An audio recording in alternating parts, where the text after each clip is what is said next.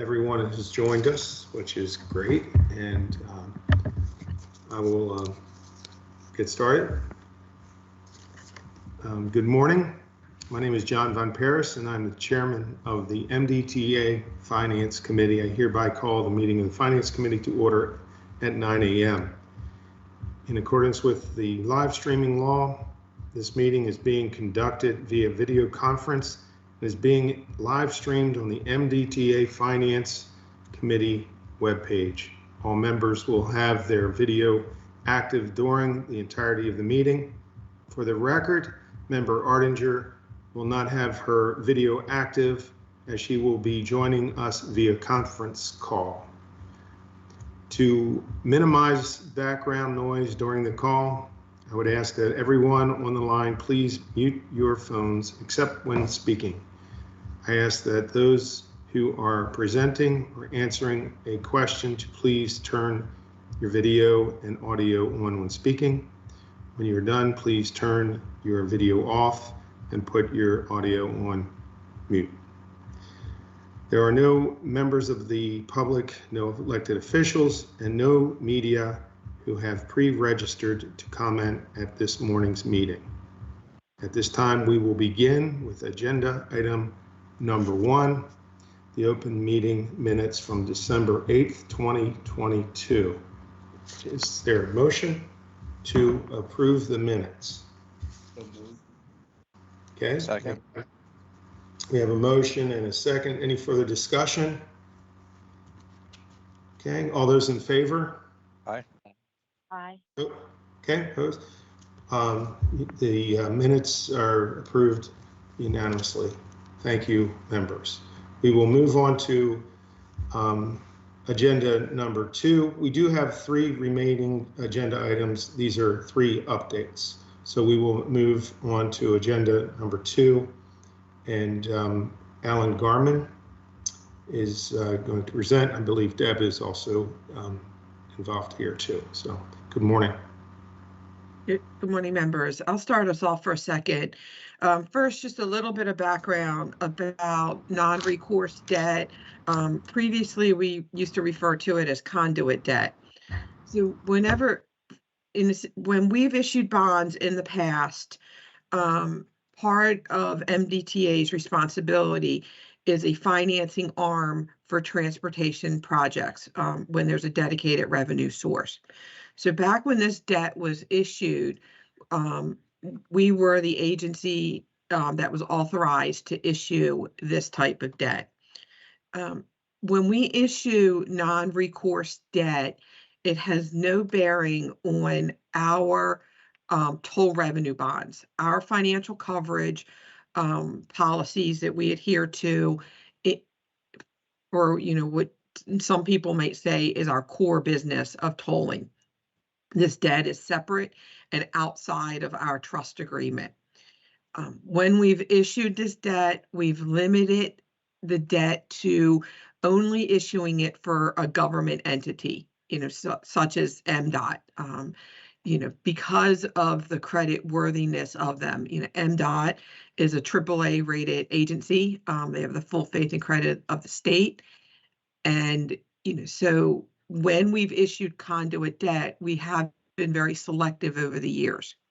So I just wanted to start off a little bit with just some background to separate, what is this debt versus what are our toll revenue bonds and our financial forecast.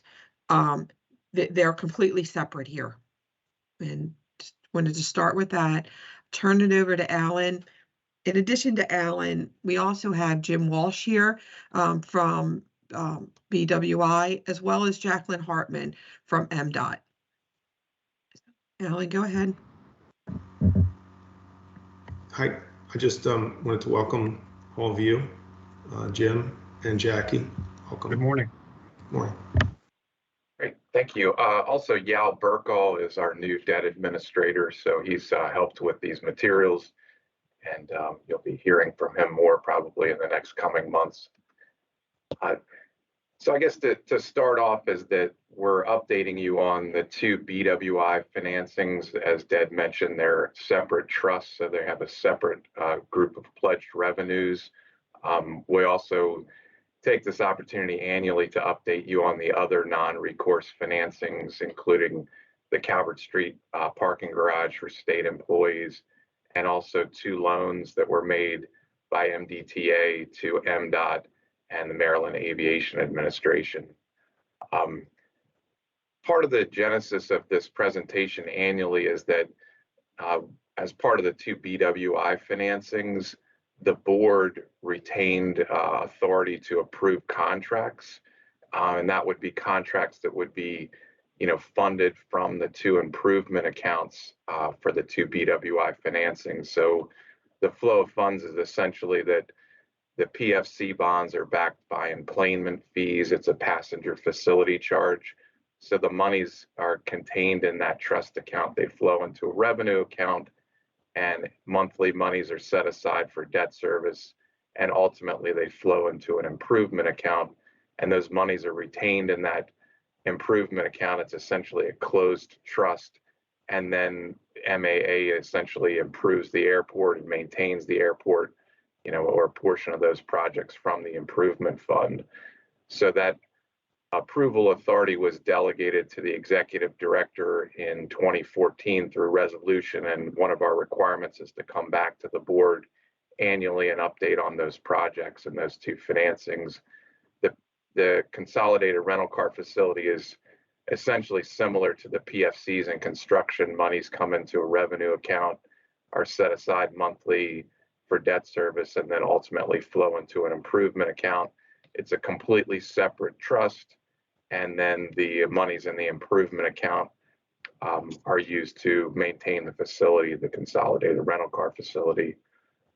The other things we'll update you on are the 2 MDOT MAA loans. Back in 2018, the board approved a total of $150 million in loans to MDOT and MAA. One of the loans was $50 million for the traffic relief program, and then there were expected to be 2 financings at BWI. One of them was abandoned, so we had the smaller financing was retained for $20 million. So the other loan was abandoned for $80 million. So to shift over to the consolidated rental car facility, initially that initial financing was $117 million back in 2002 to finance the construction of the rental car facility, and it also included storage facilities and infrastructure and improvements. The outstanding bonds at year end, this fiscal year end, calendar year end, totaled $65 million.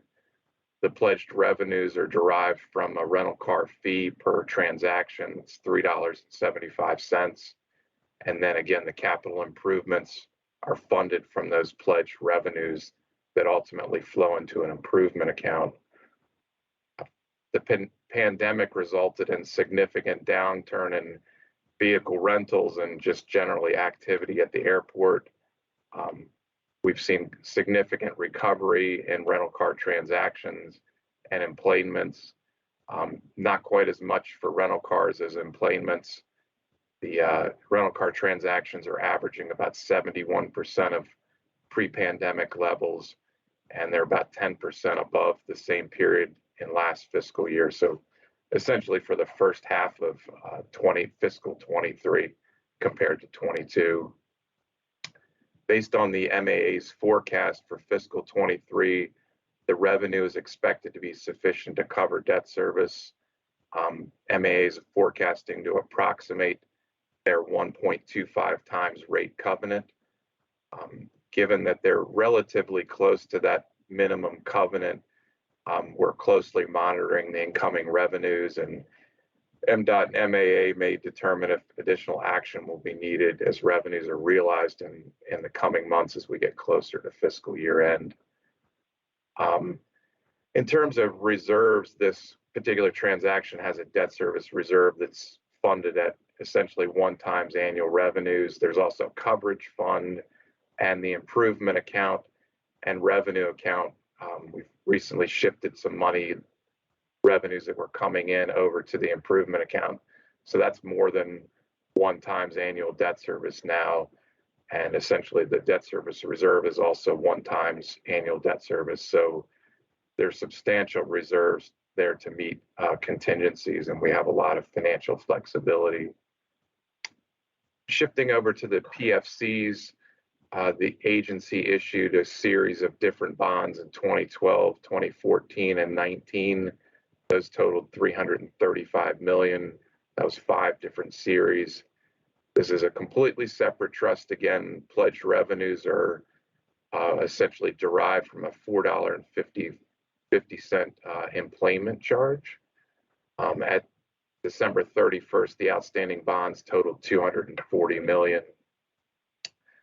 One element that's a little bit special about one of the series of the PFC bonds is that there's one that's in variable rate mode. So that bond interest rate changes weekly. And there's also credit enhancement in the form of a letter of credit from Wells Fargo. As with the CFC bonds, capital improvements are funded from pledged revenues that are essentially net revenues that flow into an improvement account. And the amount in the improvement account is currently about $69 million. So of the $118 million of 2019 bond proceeds, we're still spending out a portion of that. There's about $52 million remaining in the construction account, and that's expected to be spent by the end of fiscal 24. One thing that's kind of interesting to me, at least, is that we typically issue tax-exempt bonds and then invest those bond proceeds as we spend out the money. And typically we're earning less on those monies than we're financing at.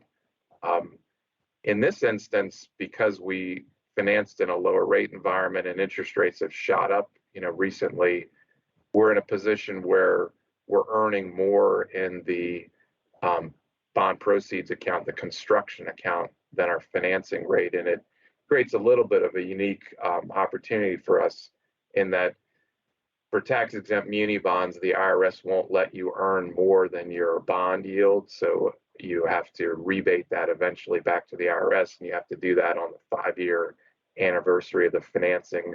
The good thing for us is that essentially there's no carrying cost for those bond proceeds as we spend them out.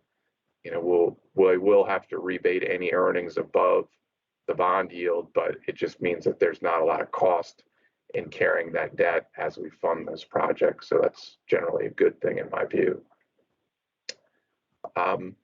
In 2022, the MDTA was working on a refinancing for the 2012 A and B bonds. They had both hit their 10-year call date.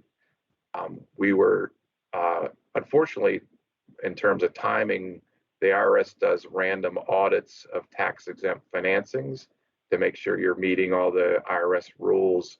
And we were informed by our legal counsel that we couldn't come to market in the midst of a IRS audit. Fortunately, there were no audit findings. We had a clear, essentially, audit opinion from the IRS. But because of the rising rate environment and that delay, that audit took several months of back and forth of supplying information to the IRS, we couldn't proceed with the financing, and rates rose such that it was no longer economic to do the refinancings. So we'll be monitoring the markets. This calendar year, it's possible that we run into recession and rates drop again, and we could have another opportunity this year or next for another refinancing. So we had a resolution approved by the board that expired in December, and I just wanted to close a loop with the board to let you know why the refinancing didn't occur, and that it was sort of out of our hands in terms of the timing, both in terms of the rate rise and the IRS audit. In terms of the activities at the airport, we've had substantial recovery in employments post-pandemic. They were running about 91% of pre-pandemic levels in the first 5 months of fiscal 23. So that's quite a good thing. Based on the annualized revenues fiscal year to date through November and projections by MAA, debt service coverage is estimated about 1.8 times. There's no rate covenant for the PFC bonds like there are for the CFCs, but the airport generally likes to see coverage above 1.5 times. Essentially, anything above 1 times coverage flows back to the improvement account and is available for capital projects. The last non-recourse financing, and now we're moving away from MAA, is for the Calvert Street parking garage. Not a lot of news for this financing. It was a $24 million financing to build a parking garage back in 2005. Those bonds were refinanced in 2015 with a bank loan.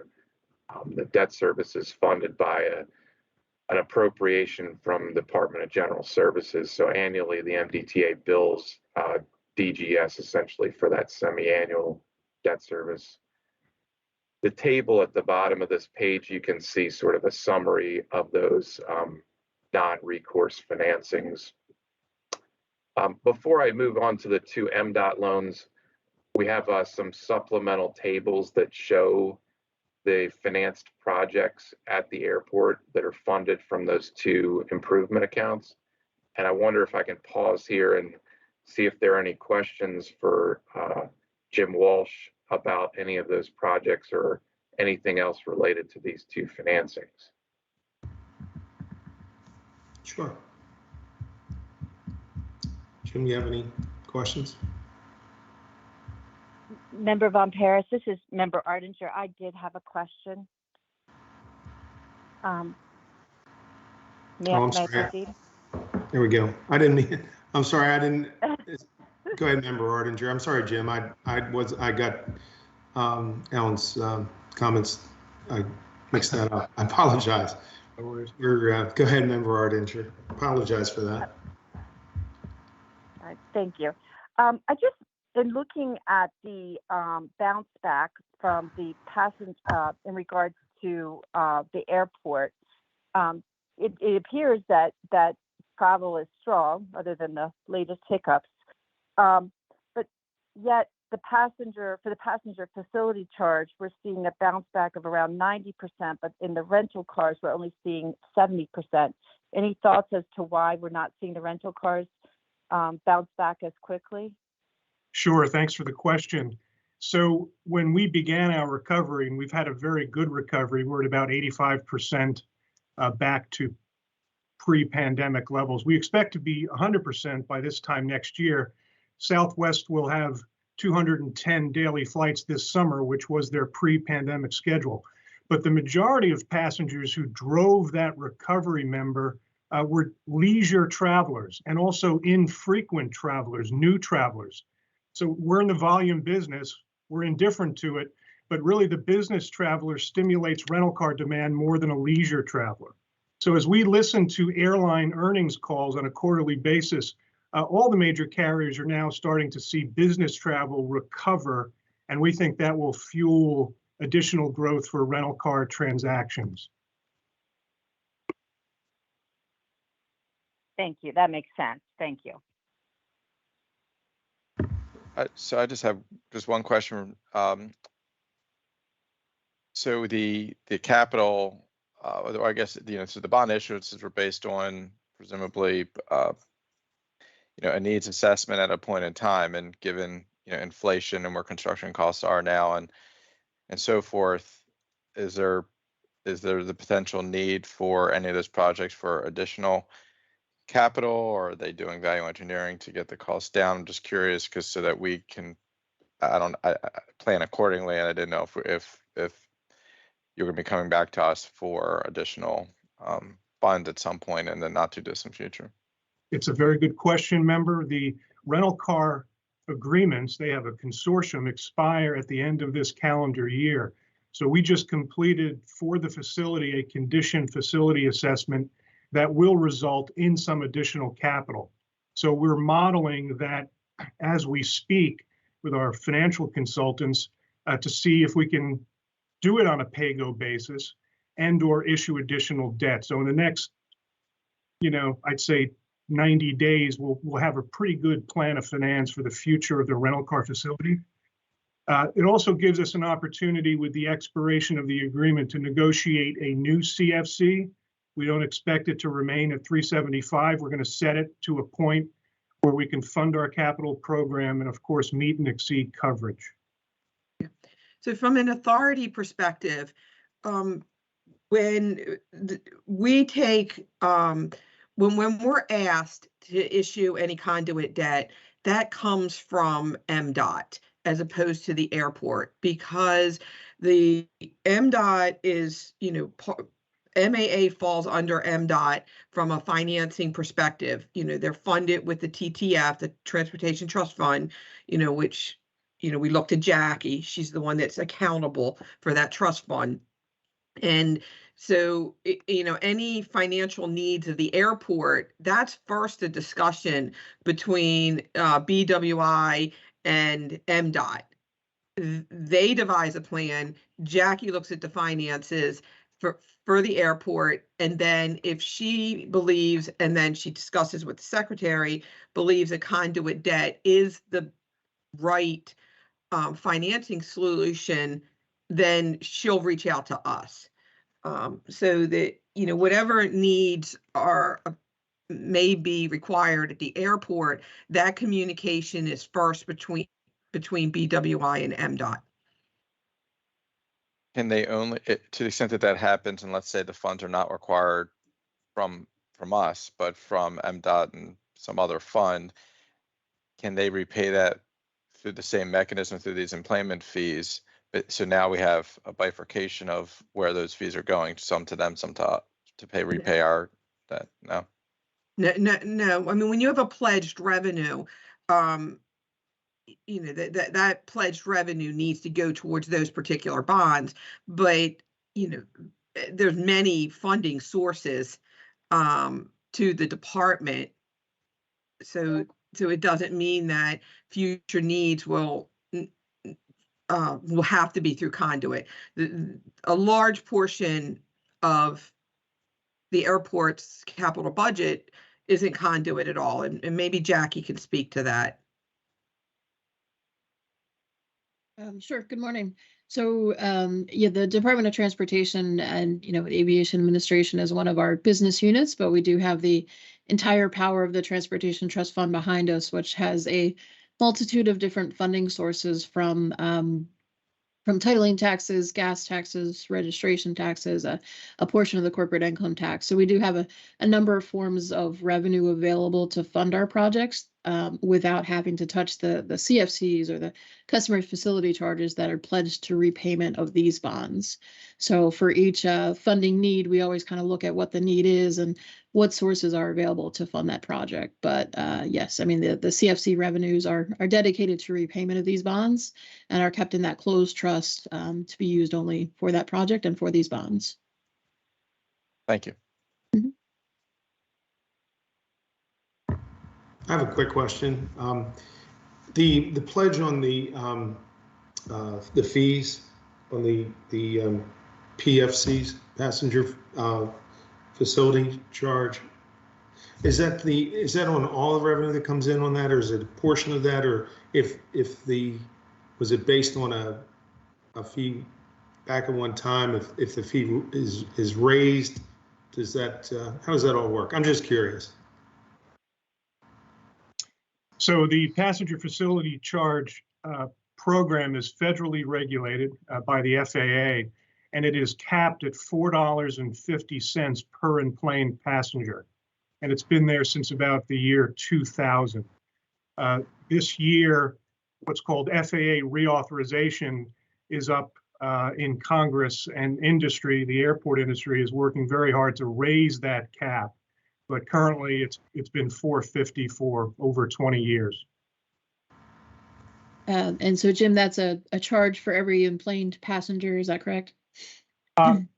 Almost every enplaned passenger. If you're traveling on a frequent flyer award, you're exempt. But it's more than 90% of our passengers do pay it. Member Von Paris, Member Carroll had his hand raised a second ago and may still have a question. Member, I'm sorry, Member Carroll, please. Thank you, Deb. Deb, thank you. I think you somewhat spoke to the question, and it's probably more tangential as I think through it. But as we think in years to come about facility charges around the rental car facility, how would that be impacted by the proliferation of ride sharing? I would imagine that business travelers would opt for that in many cases and moving forward in ways that they may not have opted for that in the past, and they would have gotten a rental car and such. I don't know how it impacts MDTA per se, but I'm thinking that there has to be some downstream impact. Yes, so the propensity to rent a car is down industry-wide. It peaked at about 40% of destination passengers. Now it's down to about 30%. And we model this all out. In our assumptions going forward, we assume a pretty dire propensity to travel because of precisely your observation, member. The combination of rideshare has chipped away at the rental car transactions, and also what's called peer-to-peer car rentals, like Turo. These are companies who are renting, on a platform, private owners to private renters. It has incrementally, we believe, affected the propensity to rent a car. Thank you.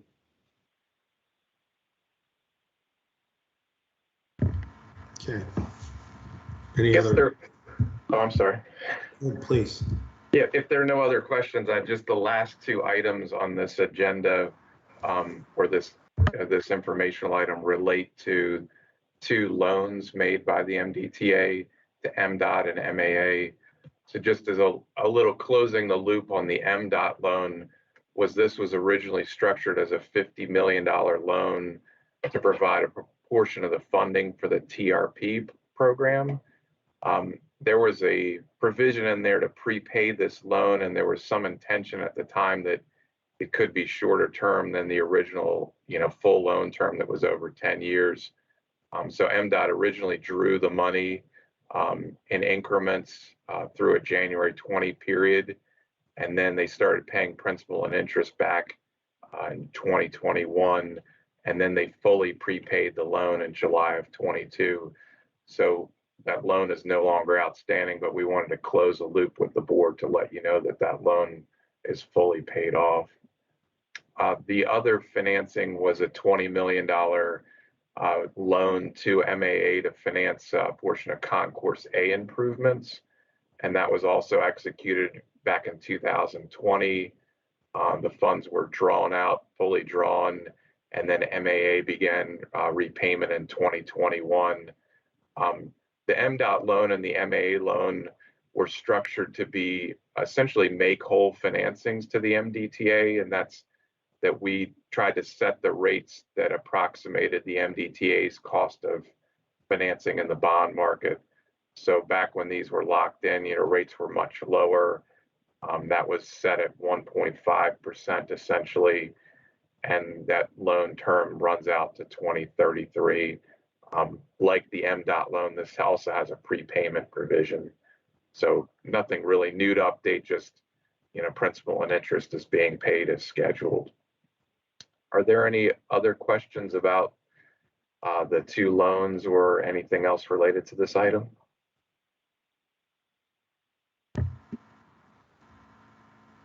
Okay. Appears that there are not any questions. I just want to thank our guests here today. Jackie, thank you. It's good to see you. I know you're very busy. Thanks for being here. And Jim, same, good to see you. And I know you're very busy over there at the airport too, and all that you got going on. So thank you very much for being here. And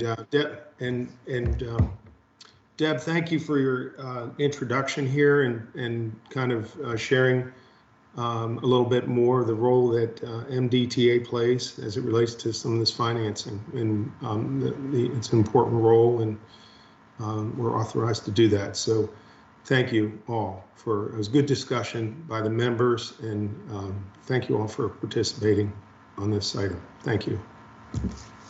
Member Von Paris, if I may, just thank you for always good to be back in front of the MDTA Finance Committee. Appreciate everyone's time and your investment in Maryland's transportation system. So appreciate the investments. Thank you, guys. Thank you. Great. Well, we will move on then to the next agenda item, number 3. Fiscal year 2024 preliminary budget, operating budget. Jeffrey Brown. Hi, Jeff. Hi, good morning. Morning. Good morning again. My name is Jeffrey Brown. For the record, my name is Jeffrey Brown, Budget Director for the MDTA. I'm here today to provide an update to the Finance Committee of the impact of DBM fringe benefit changes and what their impact is upon the preliminary fiscal year 24 budget. Given the recent changes, the impact to the budget is a $2 million increase from $391.4 million to $393.4 million. At the bottom of this item, you'll see a detailed schedule that lays out basically object by object where the changes are. Some of the highlights are Social Security changed from 7.65 to 7.37%, which is a decrease of 0.3 million. Retiree health cost. The rate increased from 53.5 to 61.2%, which resulted in $1.4 million increase. The employee retirement system the rates increased from 21.36 to 21.74, which increased the budget 0.2 million. And the law enforcement pension fund rates changed from 45.73% to 46.76%, which resulted in 0.5 million increase. In addition, workers' compensation change allocated to the MDTA increased by 0.3 million. And there were some various other fees, such as the state radio invoice, retirement agency fees, some other fees. All those added up to a 0.1 million reduction. And that realized, the final total was a $2 million increase. In addition, we are currently evaluating our ability to offset these changes if possible. These changes, as well as the recently announced American Federation of State, County, and Municipal Employees collective bargaining agreement increases. So we are actively looking at ways to potentially offset these increases. That concludes my update. I'm happy to take any questions at this time. Members, any questions? Okay. Member Ardinger, do you have any questions? Okay. Sorry, right. Member Vaughn. No, I didn't have any questions. Okay. All right. Jeff, thank you very much. I know there's a lot of detail there, a lot of work behind the numbers. Thank you for the excellent work you do for MDTA. Okay, thank you very much. Thank you. We will move on to the last agenda item, number 4, traffic and revenue forecast. And Chantel, Kelly, and Scott will be presenting. Morning. Good morning.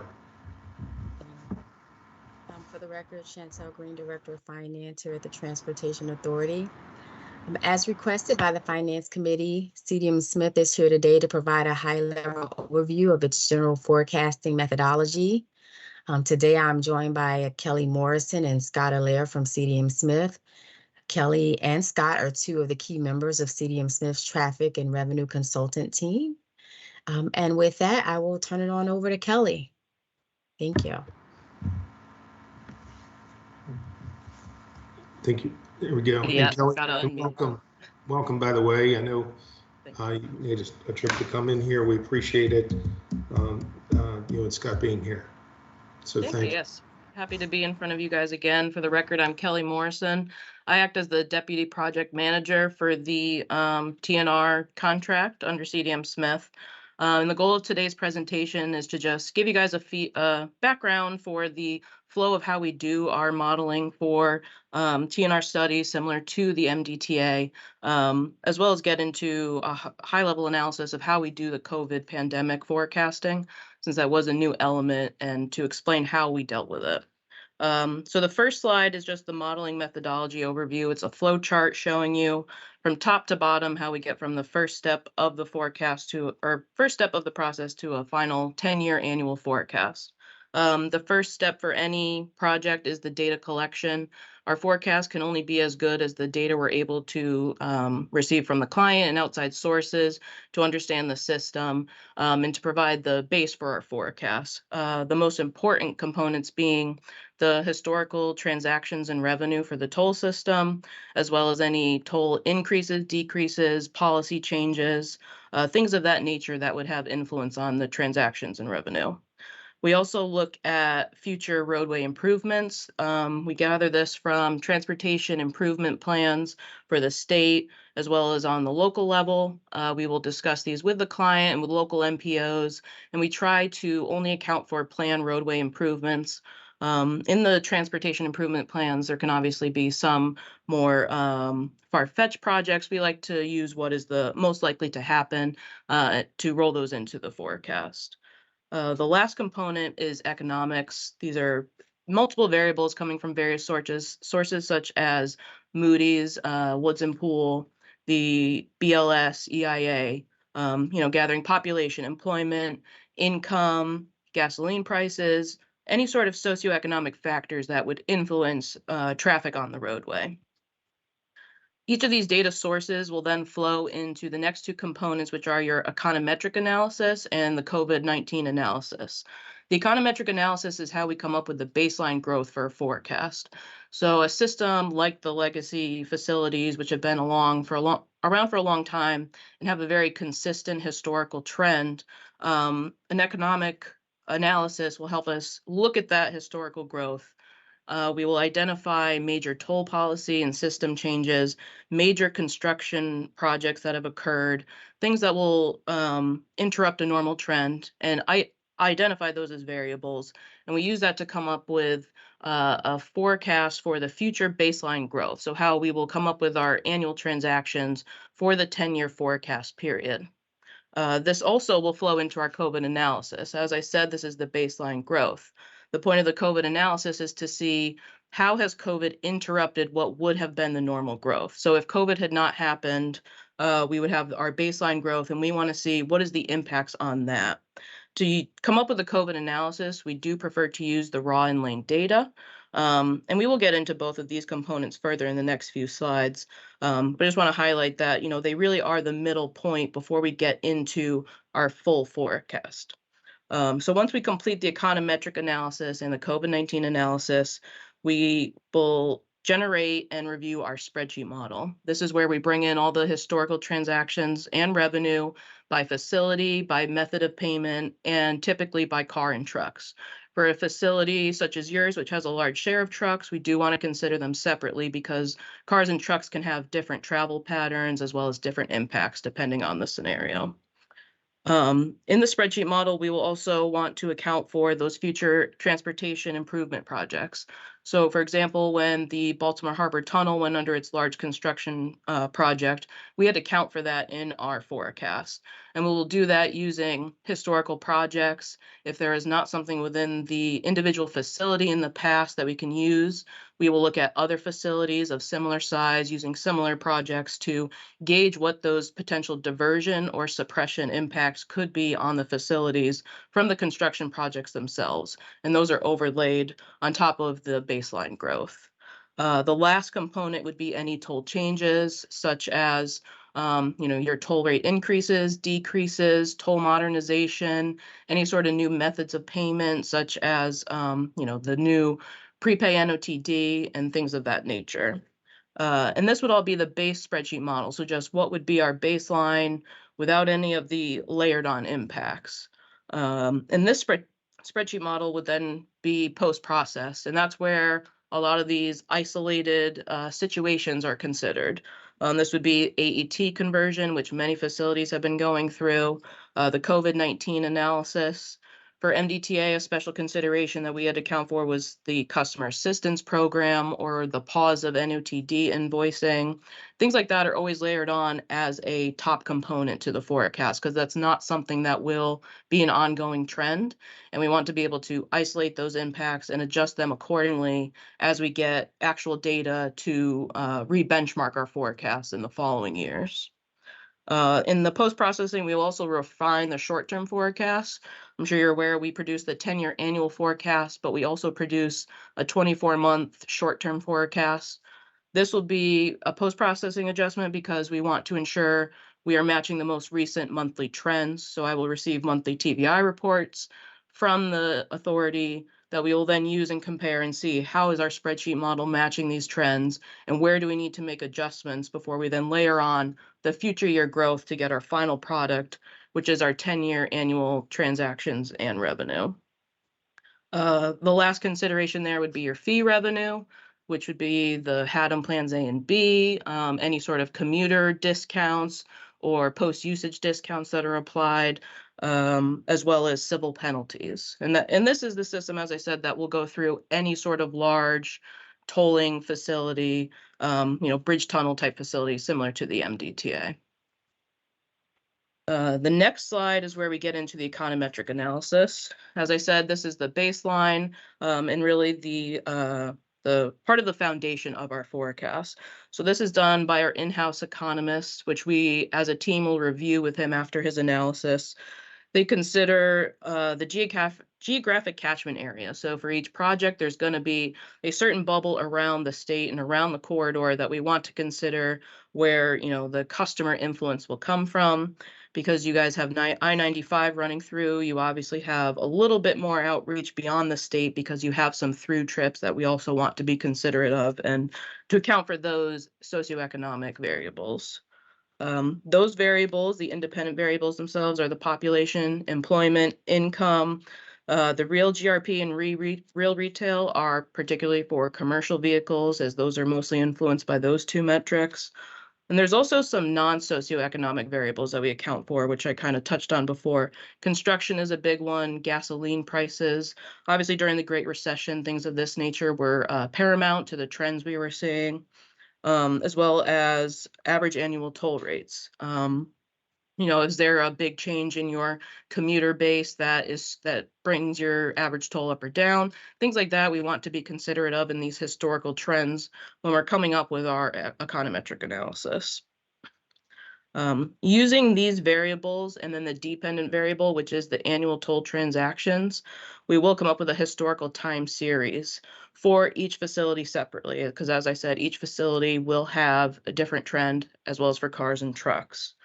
Using this data, the economist comes up with a linear regression, which is essentially coming up with a series of equations using and testing the different independent variables to see which one gives the best fit. So there'll be a series of questions, but metrics such as the R-squared, the F-stat, these are measures of the goodness of fit. And we want to use the best fit equation. So an R-squared value, particularly above 90%, is what we would be targeting, in the 80s as well. Something that will not only match the historical trend in the normal situations, but things through the Great Recession, construction, and other metrics like that. So when we apply it to the future, we know that we're getting a good measure of fit for each facility.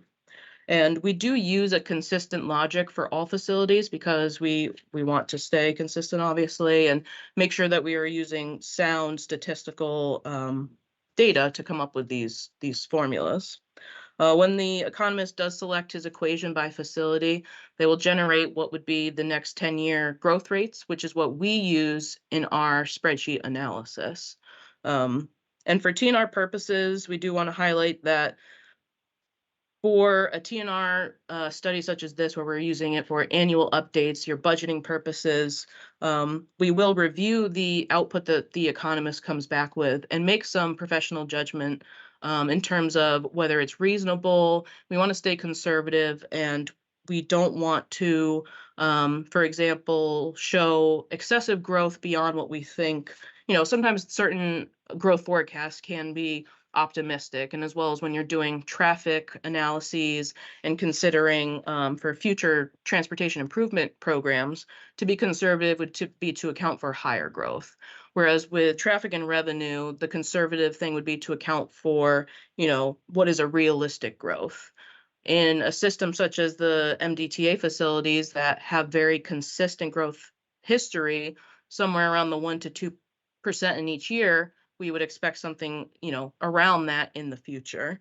And so this is very much an independent analysis that we do for the TNR purposes. And we do that so it's something that we feel comfortable in our purpose of the study.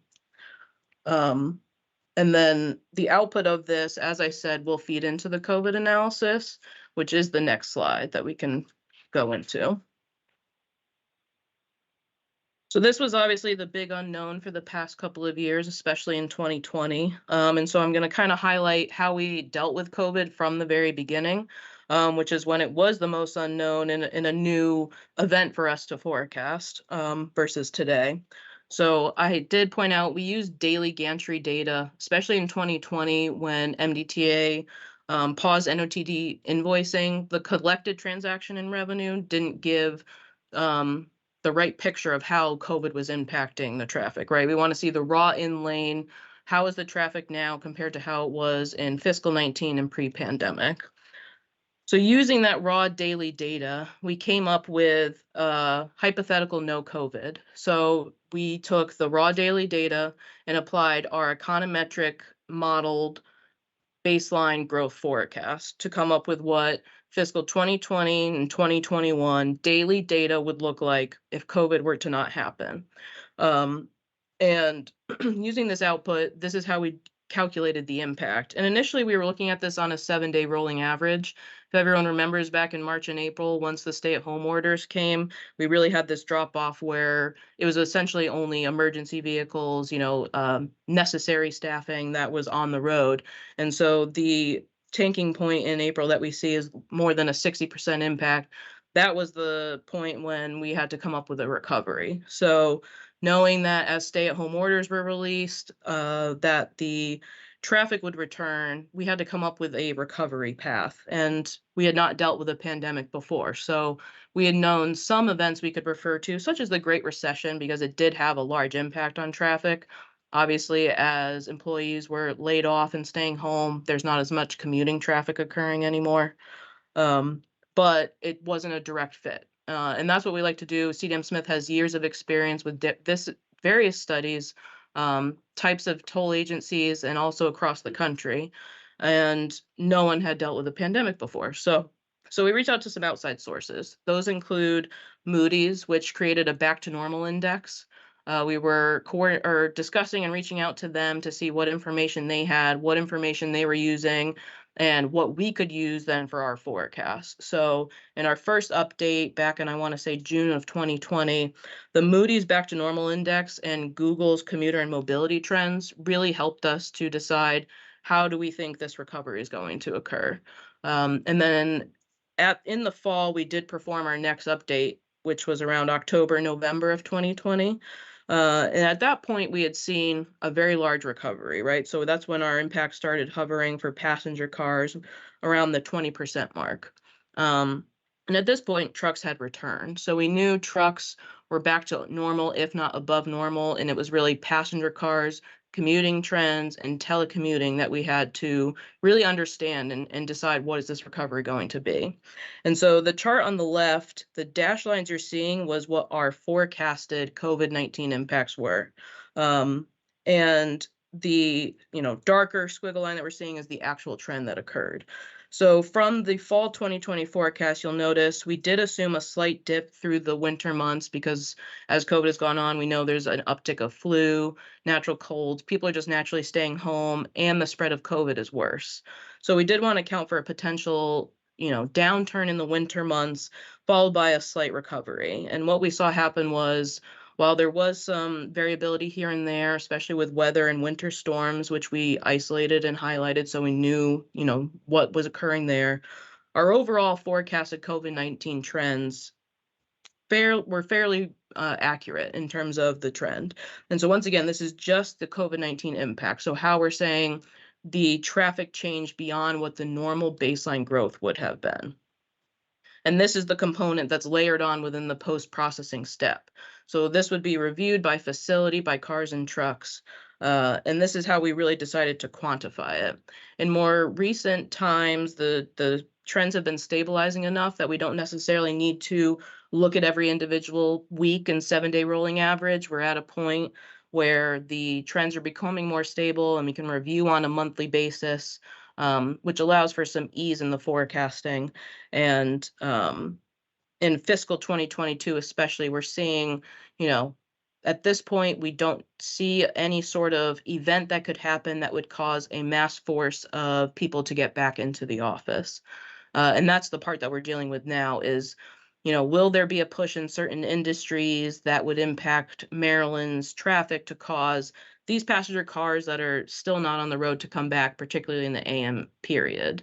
And with teleworking being as strong as it is, we do forecast that there is going to be a long-term telecommuting trend, which I think in the last meeting in November, I had said to you guys, we did assume, I want to say, a 3% ongoing impact, right? There will be a ongoing impact of telecommuting becoming more permanent in the workforce and moving forward, which would be what we're considering a long-term impact of COVID. But moving forward, that will become a normal trend, right? Because if there's no return, we're going to assume that this is a more normal trend and that not that COVID is over, but the bulk of the impacts and the hardships that we experienced in 2020 and 2021 are not nearly as large as they are now. And so that's all I have, which I know is a lot of information. So if anybody has any questions or if you'd like me to try and reiterate anything, please feel free. Okay. Well, I think Member Carroll was instrumental in asking for this information. Weren't you, Member Carroll, you had asked about some of the modeling? And do you have any specific questions? No, I think that was obviously incredibly detailed and thorough, and just brings for a layman like myself, brings a different level of understanding to the process. I do have a question. The uniqueness. I mean, if we're talking about a tolling facility on a stretch of highway in the Midwest, that's one thing. But the uniqueness of our facilities, they're expanded through the state, and also we have this thing called the Port of Baltimore, and we're subject to, if international shipping, inbound, outbound, if that's slowed, that could impact us. And I guess that would fall in line with The Economist. Taking a look at the economy and projections there, but it is unique in that we have the port here in the heart of our state. So I don't know if you have any comments about that. Yeah, so certainly that's something The Economist, as you said, would be rolled into the socioeconomic data that he pulls, but also in the past for our quarterly reports, if we see some variation, have looked at the port data itself to see, was there any big variation in cargo that month that would lead to a truck either uptick or downtick, either way, depending what we were reviewing. We have looked at the port data and referred to it as a potential economic reason for changes in forecasts, as well as the airport trips as well. Okay, thank you. Are there any other questions? Any other questions from any members? Member Ardinger, do you have any questions?